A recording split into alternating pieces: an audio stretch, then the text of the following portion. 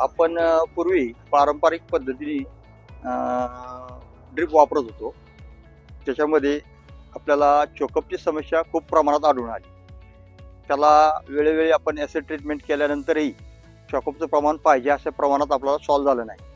त्यामुळे आपण लॅटरल बदलावं लागले आपल्या त्यावेळी. त्याच्यामुळे आपली खर्चात वाढ झाली. त्याच्यानंतर आपल्याला ड्रिपटेकची माहिती मिळाली.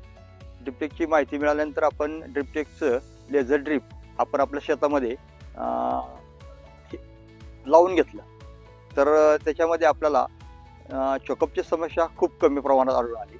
त्याच्यापासून आपला फायदा पण खूप प्रमाणात झाला. उत्पन्नामध्ये भरघोस वाढ झाली. त्याच्यामध्ये पाण्याचा डिस्चार्ज खूप प्रमाणात आपल्याला आढळून आला चांगल्या पद्धतीने. तर वेळ आणि पैसा या दोन्ही गोष्टीची बचत झाली.